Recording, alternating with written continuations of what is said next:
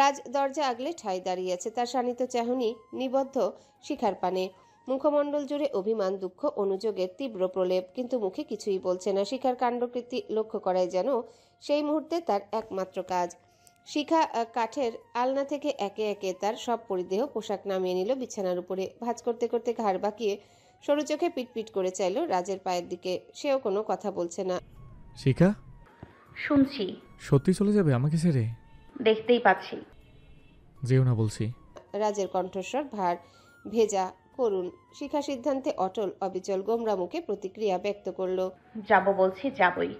রাজ দ্রুত বেগে পা ঘুরিয়ে চলে গেল। একটু পর শিখার রুমের দরজায় আগমন ঘটল তার শ্বশুর জয়নুল তালুকদারের। বৌমা, তুমি সত্যই চইলা যাইবা এই বুড়া বাজানটারে রাইখা? বাজান শব্দটা শুনে শিখা আপ্লুত হয়, তার হৃৎপিণ্ড কেঁপে ওঠে। আজ যদি তার পিতা মকবুল বেঁচে থাকতো, এমন করেই কথা বলতো তার সঙ্গে। সেও বাজান বলে পিতার বুকে ঝাঁপিয়ে পড়তো। সে কি পারত পিতার আবদার, চাওয়া অগ্রাহ্য করে পায়ে ঠেলে দিতে? কোনোদিনও পারত না। শিখা বুঝতে পারল রাজ পিতাকে পাঠিয়ে তাকে ইমোশনাল ব্ল্যাকমেল করার চেষ্টা করছে। শিখা গোপনে রাজের উপর ক্ষোভ ঝাড়ল। কেন তাকে বিয়ে করলো সে? কেন?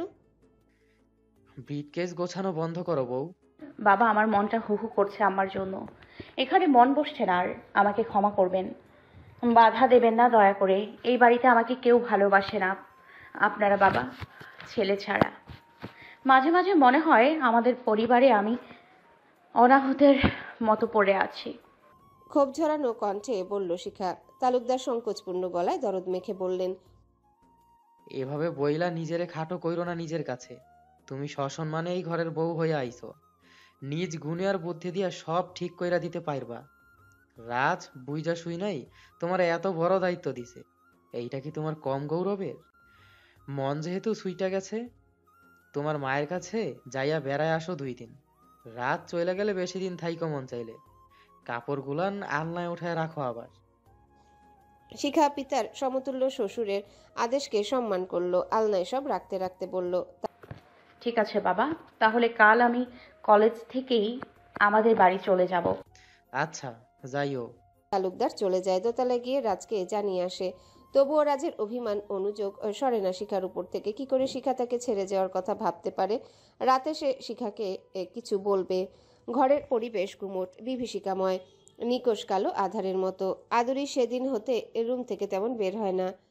কোনো ব্যাঙের ন্যায় রুমের কোনায় চেপে চুপে থাকে। সময় ও পরিস্থিতি তার দম্ভ অহমিকা এক লহমায় চূর্ণ বিচূর্ণ করে দিয়েছে। তালুকদার কন্যা হয়ে শিখার মতো এক অসহায় নিরীহ মেয়ের সামনে সে অচল পয়সার মতো পড়ে আছে যেন। আর শিখা যেন ক্রমশ প্রজ্বলিত হয়ে উঠছে তালুকদার পরিবারে। অথচ সারা বাড়ি দাপিয়ে মায়ের পরে সেই কর্তৃত্ব ফলাতো সবকিছুতে। ভেবেই ঘৃণায়, হিংসায় আদুরির অন্তরটা রিরি করে উঠল শিখার প্রতি। তাদের পরিবারে শিখা একটা বিষকাঁটা উপড়ে ফেলতে পারলে তার অশান্ত মন কিছুটা হলেও শান্ত হতো। আজ বৈঠকখানায়ও সে অনুপস্থিত ছিল। তাকে কেউই ডাকেনি। রাজ তার সঙ্গে কথা বলা বন্ধ করে দিয়েছে। রাতে সবাই টেবিলে খেতে বসলো। শিখা খেতে আসেনি। তালুকদার জিজ্ঞাসা করলো মতির মাকে, বউরে ডাকো, খাইবো না? ডাকছি মিয়া ভাই। রাজ নিজের ভাতের প্লেট নিয়ে শিখার রুমে চলে গেল। জুবাইয়ের টেরা চোখে রাজের চলে যাওয়া দেখলো স্থির চোখে। সুফিয়া বিবির ছোট যা আমেনার কনুইতে গুঁতো মেরে বলল, দেখলি তো পোলার দেশি দেখলি তো পোলার বিদেশ বেশাগিরি। এমন ভাব দেখাইলো মনে হয় তার বউরে আমরা দিনের পর দিন ডুগা রাখছি। এরই কয় কলির কাল। একবেলা ভাত না খাইলে মানুষ মরে। তোমার বেলাও তো এমন হইছে। আমি তোমারে রুমে ভাত নিয়ে খাওয়াইয়া দিতাম। পুরোনো কথা তুইলে কি বুঝাইতে চান আপনি? পাশের চেয়ারে জুবাইর ভাত খেতে খেতে মুচকি হাসলো। রাজ শিখার মুখের সামনে ভাতের প্লেট ধরে বলল, ভাত খেয়ে নাও, তারপর যা করার করো। ক্ষুধা নেই, খাবো না। তাহলে তোমার পেটে হাত দিয়ে দেখি। ক্ষুধা না লাগার কারণ উদাহরণ করতে হবে আমার। রাজ শিখার পেটে হাত দিতে গেলে শিখা কটমট চোখে তাকায়। রাজ হাত থামিয়ে বলে, তার মানে ভুয়ো কথা বলছো? ক্ষুধা আছে, ভীষণ ক্ষুধা। তোমার পাকস্থলীতে খাদ্য সরবরাহ করতে হবে, নয়তো তোমার মন উত্তেজিত হতেই থাকবে। অল্প নিছি, হা করো, খাইয়ে দেই। আমি কারো হাতে খাই না, আমার হাত আছে। নাকের পাটা ফুলিয়ে বলল শিখা। রাজখানিক অপমানিত বোধ করলো। প্লেট রেখে বেরিয়ে গেল। টেবিলে গিয়ে অন্য প্লেটে ভাত নিয়ে খেয়ে নিল। শিখা অনেকক্ষণ পর রাজের রেখে আসা প্লেটের ভাত সব খেয়ে নিল, কেননা ক্ষুধায় পেট চনমনিয়ে উঠেছে, আর থাকতে পারছিল না। ক্ষুধার কাছে ধরাশায়ী হলো অভিমান ও ক্ষোভ। রাতে শিখা দোতলায় রাজের রুমে গেল না, নিচতলায় নিজের রুমে ঘুমিয়ে গেল। শিখার অনুপস্থিতি রাজকে বিনিদ্র রজনী উপহার দিল, তবুও সে শিখাকে জোর করল না নিচে এসে। স্রোতের বিপরীতে সাঁতার কাটতে গেলে সবসময় সুফল বয়ে আসে না, হিতে বিপরীত হওয়ার আশঙ্কা থাকে। এমনিতেই শিখার উপর কৃতজ্ঞতায় তার মাথা নুইয়ে আসে। শিখা তার পরিবারের কারো বিরুদ্ধে তার কাছে অভিযোগ করেনি কখনো, অথচ 2 বছর ধরে নিজে সয়ে গিয়েছে নীরবে। একেই বলে পারিবারিক শিক্ষা ও মূল্যবোধ। শিখার চিন্তা চেতনা আসলে উচ্চমানের। সকালে শিখা ঘুম থেকে উঠে হাত মুখ ধুয়ে দোতলায় গেল। চাপানো দরজা ঠেলে ভিতরে ঢুকলো, দেখলো রাজ খালি গায়ে উপর হয়ে ঘুমাচ্ছে। জানালার ফাঁক গলিয়ে রাজের পিঠের উপর রোদ এসে ঠিকরে পড়ছে। শিখা জানালার পর্দা টেনে ছায়া করে দিল রাজের পিঠের উপর। পালঙ্কের একপাশে বসলো, রাজের পিঠে আলতো করে হাত রাখলো। রাজ শিখার অস্তিত্ব অনুভব করতেই উপর থেকে চিত হয়ে গেল। চোখ দুটো নেশাখোরের মতো লাল আভায় চেয়ে আছে। শিখার দিকে চেয়ে আছে ধ্যানমগ্ন ঋষির ন্যায়। শিখা মোলায়েম গলায় বলল, আর দেখেননি আমাকে? দেখছি, কিন্তু বদলে যাওয়া এই রূপ দেখিনি। পুঞ্জীভূত বেদনা নিয়ে বলল রাজ। শিখা আলতো হাসলো ও বলল, বুঝিনি। তুমি আমার ধারণা চেয়েও আমাকে কম ভালোবাসো, নইলে কীভাবে উচ্চারণ করতে পারলে আমাকে ছেড়ে যাওয়ার কথা? কীভাবে পারলে আমাকে ছাড়া একা বিছানায় ঘুমাতে? তুমি নিষ্ঠুর নারী। মানলাম, বিনা তর্কেই। শিখার অকপট স্বীকারোক্তি। শখের নারী কেন এত নিষ্ঠুর হয়, কেন এত জ্বালাময়ী হয়, বলতে পারো? শিখা প্রসঙ্গ পাল্টায়। দরজা জানালা বন্ধ না করেই ঘুমিয়েছিলেন? যদি চোর আসতো? চোর চুরি করার মতো অবশিষ্ট কিছুই নেই আমার কাছে। সবচেয়ে দামি জিনিসটা তুমি চুরি করে বসে আছো। মাত্র এক নিশি আলাদা ছিলাম, তাতেই আপনার এই ছন্নছাড়া অবস্থা। রুমের দরজা লাগাননি, জানালা খোলা ছিল, পর্দা ফাঁকা ছিল, মশারি টানাননি, পিঠে কতগুলো মৃত মশার রক্ত, পানির গ্লাসের ওপরে ঢাকনা নেই। আপনার চোখ মুখ দেখে মনে হয় নির্ঘুম রাত কাটিয়েছেন। রাজ নিজের মাথাটাকে ঘুরিয়ে শিখার কোলের মাঝে নিয়ে নিল। শিখা বিষম খেল। কি হেয়ালামো করছেন, সরুন। ভালো লেগেছে খুব। সর্বনা, এবার উপলব্ধি করো শিখা, তুমি ছাড়া এক রাতে আমার এই নাস্তানাবুদ দশা, তাহলে কয়েকদিন হলে আমার কি হবে বলো? ব্যথিত গলায় বলল রাজ। বুঝলাম, আচ্ছা করে বুঝলাম। নাস্তা করবেন না? আমি কলেজ থেকে আমাদের বাড়ি যাব। কলেজ থেকে যাবে কেন? বাড়ি থেকে যাও, আমি সহ যাব। আপনি কাল যাবেন মন চাইলে, আমি ওভাবেই যাব। শিখা, আমার পরিবারের সবার পক্ষ হতে আমি তোমাকে সরি বলছি, খুব সরি। মনে কষ্ট পুষিয়ে রেখো না প্লিজ। ধরা গলায় বলল রাজ। আপনাকে বিমর্ষ লাগছে, কিন্তু কেন? আমি আলাদা ঘুমালাম বলে? রাজ উঠে বসলো, শিখাকে শক্ত করে নিজের বুকের সঙ্গে মিশে নিল। আর্তির স্বরে বলল, সেটার জন্য নয় প্রজাপতি, কাল বৈঠকক্ষণে বলা তোমার একটি বাক্য আমাকে অসীম বেদনা দিয়েছে। কীভাবে বলতে পারলে তোমার স্থানে অন্য কেউ হলে ছেড়ে চলে যেতে? শিখা রাজের বুকে লেপ্টে থেকে আহ্লাদি গলায় বলল, আমি তো উদাহরণ দিয়েছি মাত্র। আমি যাব তো বলিনি ফরিং ভাই। রাজ শিখার মুখকে তার বুক থেকে আলগা করে নিল। শিখার চিবুক ধরে আকুল কণ্ঠে বলল, তুমি এই মুহূর্তে আমাকে শুয়ে একটা কথা দিতে পারবে? একটা কথা নয়, শুধু হাজারটা কথা দিতে পারি আমি আপনাকে ছুঁয়ে। রাজকে 2 হাত দিয়ে জড়িয়ে ধরে বলল শিখা। তাহলে কথা দাও, কোনোদিন তুমি আমাকে ছেড়ে যাওয়ার কথা মুখে আনবে না। জীবনেও না, মরণেও না। লাল শাড়ি পরে আপনার জীবনে এসেছি, সাদা কাফন পরে আপনার জীবন থেকে বিদায় নেব, তার আগে নয়। ও মাই বাটারফ্লাই, আই লাভ ইউ। আমার তো প্রাণ থাকতে তোমাকে ছাড়া বাঁচতে সম্ভব নয়। বলেই রাজ তার উষ্ণ ঠোঁটের ঘনিষ্ঠ আলিঙ্গনে শিখার সারা গাল ভিজিয়ে দিল। শিখা বলল, নিচে যাই, একটু লেখা আছে। নাস্তা করবেন না? না, তুমি যাও, আমি পরে খাবো, এখন ঘুমোবো একটু। রাজ আলস্য ভঙ্গিতে হাত পা ছড়িয়ে আবার উপুর হয়ে রয় পালঙ্কের মাঝ বরাবর। রাজের স্পর্শে কথায় শিখার অভিমানও ক্ষোভ উবে যায়, একইভাবে রাজেরও। শিখা নিচে গিয়ে নির্দিষ্ট সময় তার কলেজে চলে যায়, সেখান থেকে চলে যায় মধুপুর গ্রামে নিজের বাড়িতে, কিনে নেয় মায়ের পছন্দের খাবার। নুরি মেয়েকে দেখে আবেগী হয়ে ওঠে, কিছুটা অবাক স্বরে জিজ্ঞাসা করে, কি রে মা, কোনো সমস্যা? কলেজ থেকে আইসা পড়লি যে, জামাই সুইলা গেছে? শিখা মায়ের পা ছুঁয়ে সালাম করে বলে, কোনো সমস্যা নেই আম্মা, তোমাকে দেখতে মন চাচ্ছে, তাই চলে আসলাম। নুরির চমকিত চাহনি দেখে শিখা বলল, উনি চাই শুদ্ধ ভাষায় কথা বলি। এবার বুঝলে আম্মাজান? বুঝলাম। পোটলাই কি? তোমার প্রিয় মোরব্বার কেক, স্পঞ্জ, রসগোল্লা আর আঙুর ফল। আম্মা কাল চলো না, আলো আপাকে দেখতে যাব। আইসে জামুনি। নুরির নয়ন ভিজে যায়, সঙ্গে মেয়েরও। সৃষ্টি হয় পৃথিবীর শ্রেষ্ঠ মধুরক্ষণ। আম্মা তোমার শরীর খারাপ? কেমন শুকনো লাগছে তোমাকে? তেমন কিছু না, একটু সর্দি কাশি হয়েছিল। নুরি শারীরিক অসুস্থতার কথা জানালো মেয়েকে, কিন্তু মানসিক অসুস্থতার কথা গোপনে করে গেল সুকৌশলে। তাকে বিয়ে করতে চাওয়া সেই মেম্বার এর ভিতরে ভারী উৎপাত করেছে রাতের প্রহরী চৌকিদারকে পাঠিয়ে, এবং নিজের সশরীরে এসেও নুরিকে ইউনিয়নের মেম্বার বানাবে এই লোভনীয় প্রস্তাবের প্ররোচনাও কম দেয়নি। নুরির খুব কাঠখড় পোহাতে হয়েছে এই মেম্বারকে দমন করতে গিয়ে।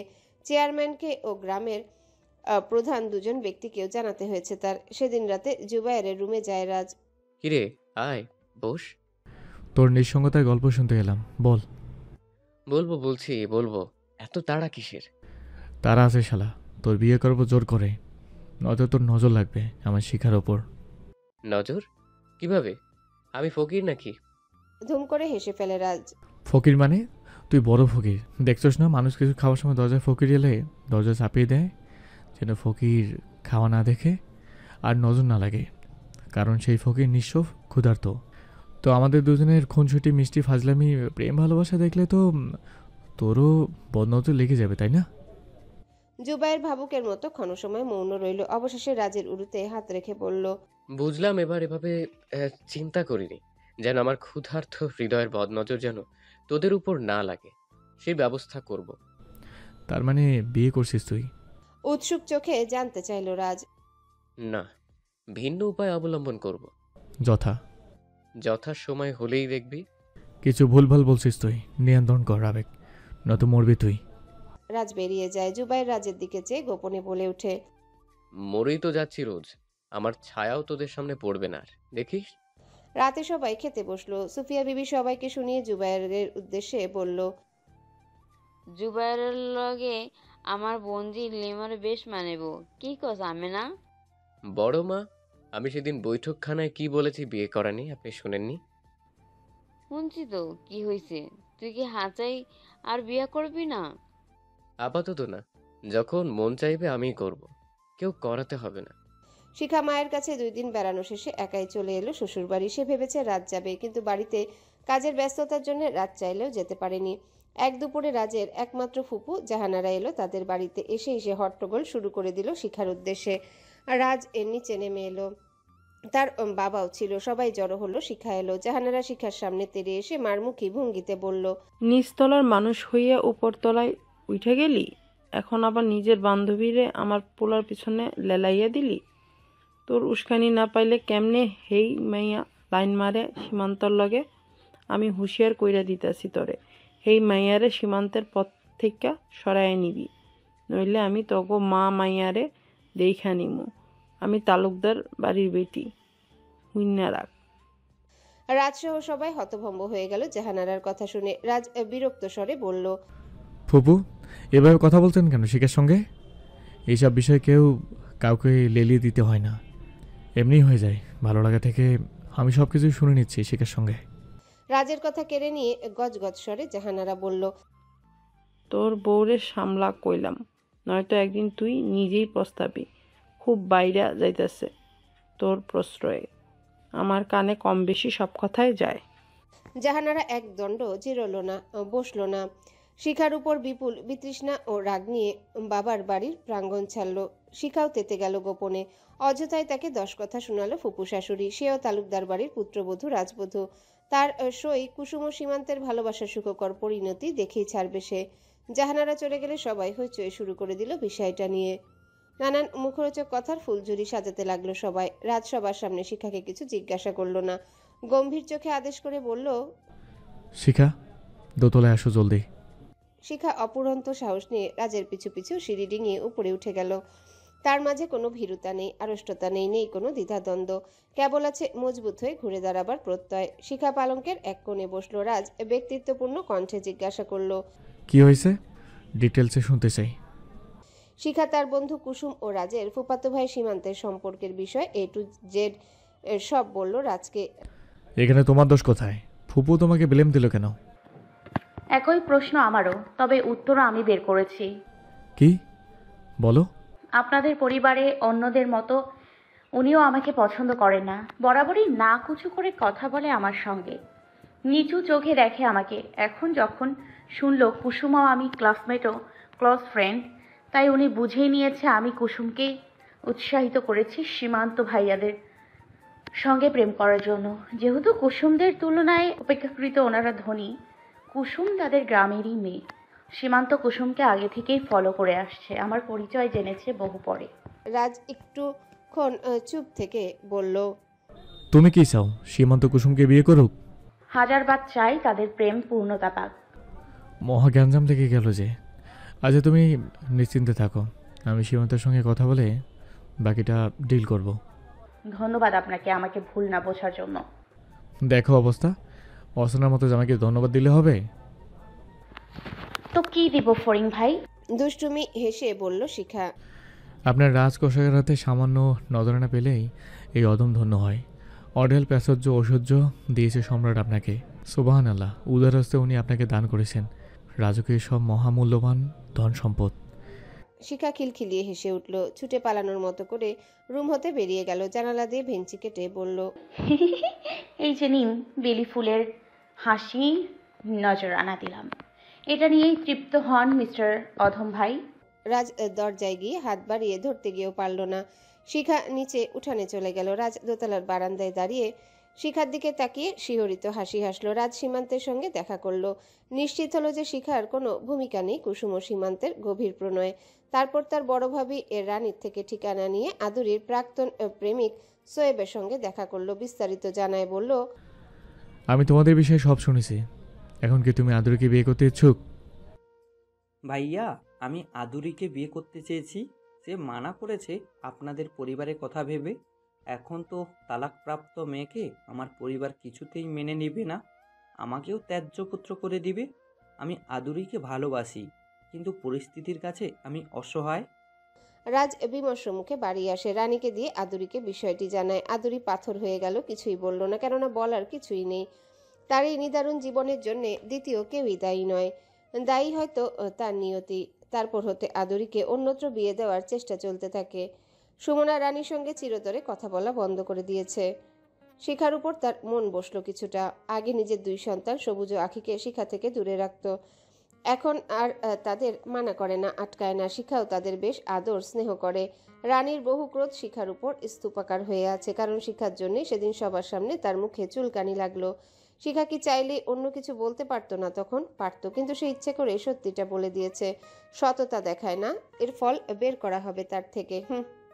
তালুকদার তার কক্ষে ঘরের সবাইকে ডেকে বসলো এক রাতে নৈশভোজের পর। নিজের শরীর ভালো যাচ্ছে না, সেজন্য সবার সম্মুখে তিনি রাজ, জুবায়ের ও শিখাকে সব দলিল ও কাগজপত্র মেলে মেলে বুঝিয়ে দিলেন। তারা 3 জন ভালো করে বুঝে নিল। জুবায়ের বলল, আমি সকালে যাই, রাতে আসি, শুক্রবার ছাড়া বাড়িতে থাকা হয় না। শিখা সব বুঝে নিক ভালো করে, সেই পরিবারের গুরুত্বপূর্ণ সদস্য। পাশ থেকে রাজ বলল, আমারও একই কথা বাবা, আমি থাকি দূরে, পরিবারের সব দিক থেকে শিখা এগিয়ে, সর্বদিক দিয়ে। শিখা বুঝে নিলে চলবে আমাদের, নাকি বলে শিখা? আমার কোনো সমস্যা নেই, এসবে আমার অভিজ্ঞতা টুকটাক এমনিতেই রয়েছে। আম্মা যে একা হাতে সব সামলাতো, সেসব দেখে দেখে জায়গা জমির অনেক কিছুই আমি বুঝি। মিষ্টি করে সুমিষ্ট স্বরে জানালো শিখা। আলহামদুলিল্লাহ বলে স্রষ্টার নিকট শুকরিয়া জ্ঞাপন করলো জয়নুল তালুকদার। ডলি মুখ কালো করে বলে উঠল, ছোট ভাইয়া, এটা কি বললেন? কেমনে শিখা সবার চাইতে আগাইয়া আছে? হাদুরি আপা, আমি আইএ পাশ করছি, শিখা এখনো আমাদের থেকে পিছায় আছে, 2য় বর্ষ তো এখনো উঠে নাই। রাজ ডলির দিকে ঠাট্টা করে বলল, হ্যাঁ, তোমরা ননদভাবে কলেজ পাস, কিন্তু কলেজ বানান পারো না।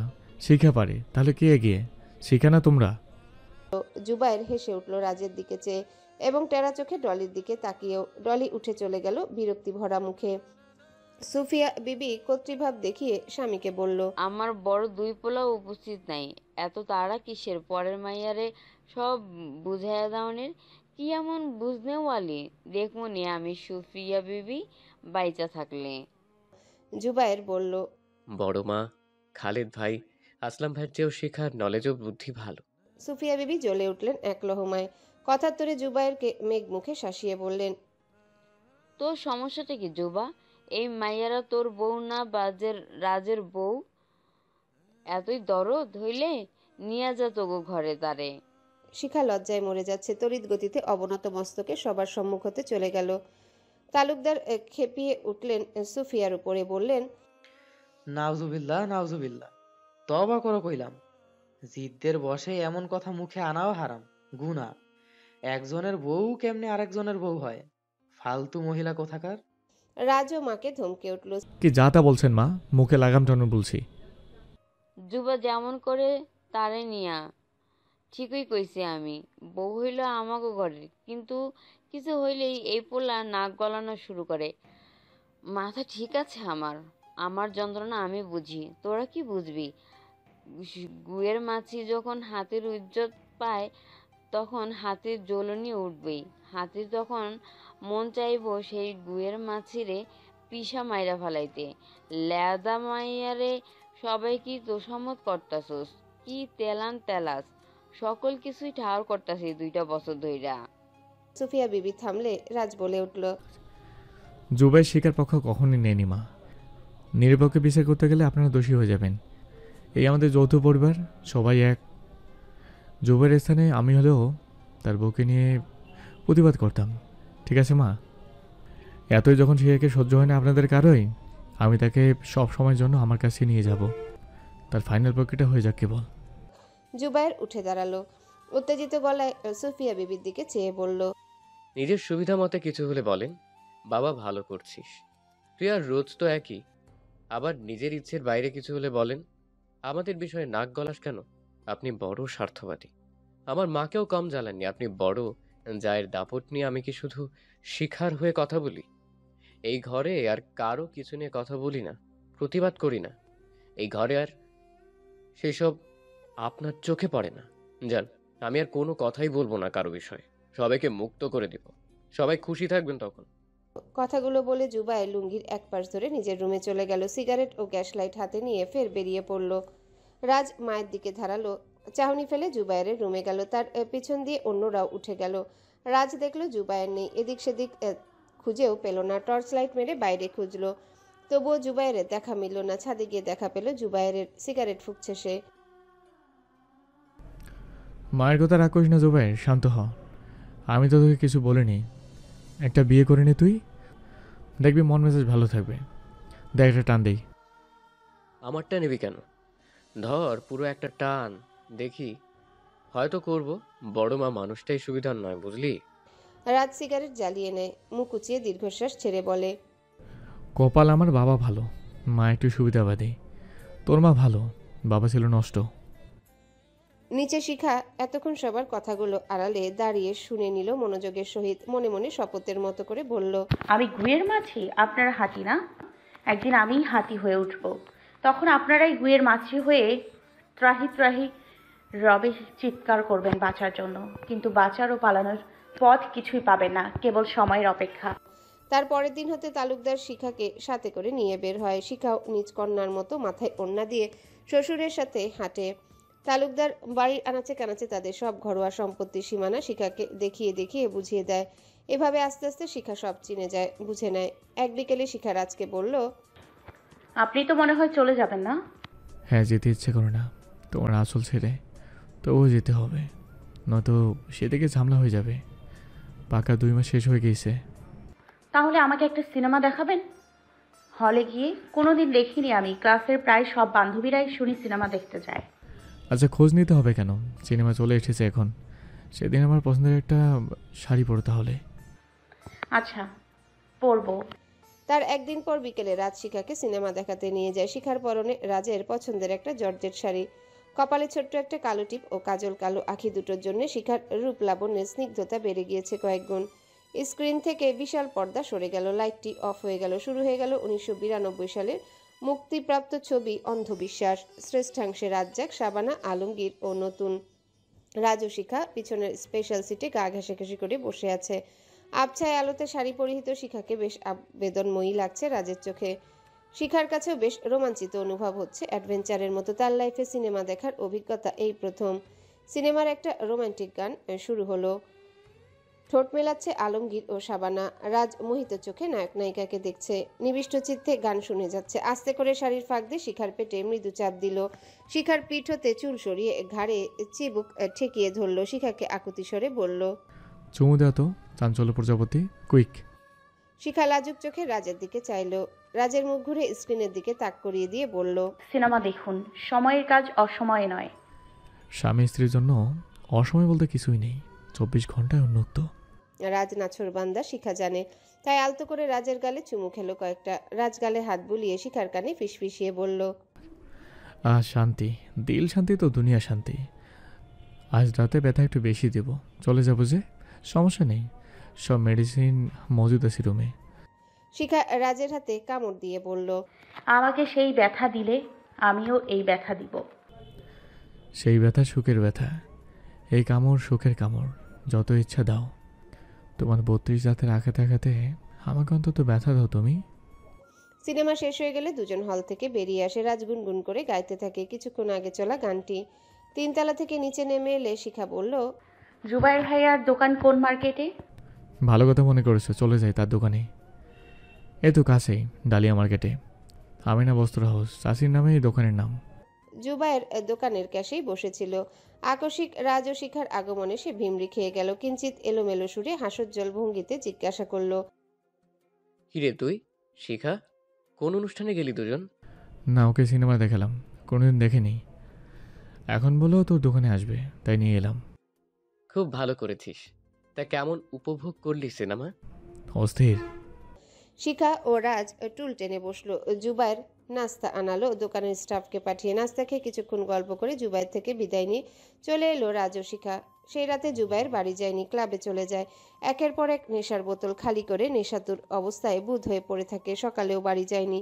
কোনোভাবে যদি রাজ তাকে সন্দেহ করে তাহলে শিখাকে ভুল বুঝতে পারে। তার জন্য শিখার জীবনে এতটুকু সমস্যা হোক তা সে কখনোই চায় না। সে অন্যভাবে রাজকে বলবে, তাও প্রসঙ্গ এলে, নয়তো কখনোই বলবে না। তার অপ্রাপ্তির দহনের আজ কেন রাজ শিখার জীবনে প্রভাব ফেলবে? সেই রাতেই রাজ শিখাকে নিয়ে দ্বিতীয় বাসরের মতোই উন্মাতাল সুখে মেতে উঠল। কামাতুর চাহনিতে গিলে নিল শিখার অঙ্গ। সুরভি আর সত্যি সত্যি শিখা প্রচুর ব্যথা পেল বারবার। চেয়েও রাজকে থামানো যায়নি। সবার থেকে বিদায় নিয়ে রাজ পাড়ি জমায় শহরে। শিখার ফার্স্ট ইয়ার ফাইনাল পরীক্ষাও শেষ হয়ে গেল। শিখা যতটুকু পারে নিজ হাতে ঘরের কাজ করে সবার সাথে। বাড়ির চারপাশেও তদারকি করছে মতির মা বরকতকে সঙ্গে করে। একদিন সে ভোরে কাচারি ঘরের পাশে গেল কোনো এক প্রয়োজনে। কাচারির উঠানে রোজ মক্তব বসে। আশেপাশের কয়েক বাড়ির ছোট ছোট ছেলেমেয়েরা বেতের পাটি নিয়ে আরবি পড়তে আসে হুজুরের কাছে। আলাউদ্দিন নামের এক যুবক হুজুর তালুকদার বাড়িতে জায়গির থেকে। কাচারি ঘরে আলাদা চৌকিতে সে ঘুমায়। মিহিসুরে বাচ্চারা সূরা কায়দা আমপাড়া কোরআন তেলাওয়াত করতে থাকে। শিখা হুজুরের একটা ভুল ধরিয়ে দিল এগিয়ে গিয়ে। তালুকদার দেখে শিখার উপর খুশি হলো সুফিয়া বিবি। সে বলল, কি বেত্তমিজ মাইয়া, হুজুরের ভুল ধরতে আসে, এমনভাবে চলে যেন এই গোটা তালুকদারি তার বাপের কিনা সম্পত্তি। শিখা কিছু বলল না, চুপচাপ রইল। রাজ চলে যাওয়ার পর হতে সুফিয়া বিবি ও রানীর আলাদা আলাদাভাবে বাইরে চলাচল বেড়ে যায় রাতে বিরাতে। সেদিন ভীষণ গরম পড়েছে। সময় মাঝরাত, বিদ্যুৎ চলে গিয়েছে। জুবাইর ছাদে গিয়েছে হাওয়ায় একটু গা জোড়ানোর জন্য। সে দেখলো কালো বোরখা পরা কোনো এক একাকী নারী তাদের ঘরের ভিতরে প্রবেশ করেছে। সে বিড়াল পায়ে সেই নারীর গতিবিধি লক্ষ্য করলো। দেখলো আর কেউ নয়, সুফিয়া বিবি। জুবাইর 7-5 ভেবেও কারণ উদ্ঘাটন করতে পারল না। নিজের রুমে গিয়ে ঘুমিয়ে পড়ল। তার কি, যা ইচ্ছা ঘটুক, সে আর কিছুতেই কথা বলবে না কারো জন্যে। তার পরের দিন শিখা কলেজ থেকে এসে রোজকার মতো রান্নাঘরে যায়। ভর্তা তার অতি প্রিয়, লোভ সামলাতে পারেনি দেখে গাপুস গুপুস করে 2 রকমের ভর্তা দিয়ে ভাত খেয়ে নেয়। সেই সন্ধ্যায় শিখার প্রচণ্ড পেট ব্যথা আরম্ভ হয়। সে আম্মা গো বাঁচান বলে চিৎকার করতে থাকে। মতির মা সুমনা আদুরি ছুটে যায়। তাদের হাই হুতাশে সময় অতিক্রম হয়। শিখা মাটিতে লুটিয়ে পড়ে, মুখ দিয়ে ফেনা বের হতে থাকে। সুমনার অনুরোধে মতির মা বিক্ষিপ্ত পায়ে ছুটে গিয়ে তালুকদারকে জানায়। তালুকদার শশব্যস্ত হয়ে বরকতকে পাঠায় বাজারে গিয়ে বেবি ট্যাক্সি নিয়ে আসার জন্য। বরকত দৌড়ে দৌড়ে বাজারে যায়। এর ভিতরে মতির মা হারিসা তাদের অভিজ্ঞতা থেকে কিছু ঘরোয়া টোটকা প্রয়োগ শুরু করলো। কচি চালতা পাতার রস, থানকুনি পাতার রস খাওয়ানো, পেটে গরম পানির ছ্যাঁক দেওয়া, সূরা ফাতিহা পড়ে শিখায় শরীরে ফু দেওয়া, কিছুই বাকি রাখলো না। কিছুতেই কিছু কাজ হচ্ছে না। পেট ব্যথা ও বুক জ্বালাপোড়া করছে শিখার। সুফিয়া বিবি ও ঘরের বাকি সবাই জড়ো হলো। সবাই শিখার মাথায় হাত বুলাতে লাগলো। বেবি ট্যাক্সি করে বরকত উঠানে চলে এলো। তালুকদার, বরকত, আদুরি, জ্যোৎস্না মিলে শিখাকে সদর হাসপাতালে নিয়ে গেল। এমার্জেন্সি বিভাগে ভর্তি করা হলো। তালুকদার বরকতকে আদেশ দিল, তুই জুবাইরের দোকানে চইলা যা, আসতে কো জলদি কইরা। বরকত হাসপাতালের গেট হতে টেম্পো করে মার্কেটে যায়। জুবাইরের দোকানে গিয়ে হাঁপাতে হাঁপাতে বলল, তাড়াতাড়ি আহেল ভাইজান, ছোট ভাবি মইরা যাইতাছে, পেট ব্যথা, বুক ব্যথা, কাকায় পাঠাইছে আমারে হাসপাতালে ভর্তি, ইমার্জেন্সিতে। জুবায়ের থমকে যায়। সে মুহূর্ত বিলম্ব করে না। নিজের দোকানের ল্যান্ডফোন থেকে রাজের বাসায় ল্যান্ডফোনে টেলিফোন করে। রাজের জ্ঞান হারানোর দশা। সঙ্গে সঙ্গে রাজ নিজের জিপ ড্রাইভ করে রওনা দিল গ্রামের উদ্দেশ্যে। পরক্ষণে জুবায়ের বাইকে করে বরকতকে নিয়ে উদ্ভ্রান্তে নিয়ে ছুটে যায় হাসপাতালে। তালুকদারের চুপসে যাওয়া কলিজা বড় হয়ে গেল জুবায়েরকে দেখে। জুবায়ের দেখলো পরীক্ষা নিরীক্ষা চলছে শিখার। হাতে স্যালাইন, নাকে মুখে বিভিন্ন যন্ত্রপাতি বসানো। রক্ত নেওয়া হচ্ছে শিখার হাত থেকে। সবার বুক ধড়ফড় করছে। জুবায়ের আদুরিকে উৎকণ্ঠাজনিত স্বরে জিজ্ঞাসা করলো, কি হয়েছে রে? আল্লাহ জানে, কলেজ থেকে এসে ভাত খাইলো, ৮ ঘন্টার বেশি হলো পেট ব্যথা আরম্ভ হয়েছে, বুকেও ব্যথা, উল্টাপাল্টা কিছু খাইলো মনে হয়। জুবায়ের আর কিছু বলল না। এই মুহূর্তে শিখার বেঁচে ওঠা জরুরি। রিপোর্ট হাতে এলো। ডাক্তার সবাইকে জানালো, পেশেন্ট বিষাক্ত কিছু বা বিষ খেয়েছে। আরও লেট হলে আমাদের কিছুই করার থাকতো না। যদিও এখনো রিস্ক রয়েছে, বিষক্রিয়া সারা শরীরে ছড়িয়ে যাচ্ছে। রক্তে বিষ মিশে গিয়ে সেই দূষিত রক্তগুলো চেঞ্জ করে নতুন রক্ত দিতে হবে। জরুরি এ পজিটিভ 3 ব্যাগ রক্তের প্রয়োজন। আমরা সাময়িক একটা ইনজেকশন পুশ করেছি যেন আরও বেশি ছড়াতে না পারে বিষক্রিয়া।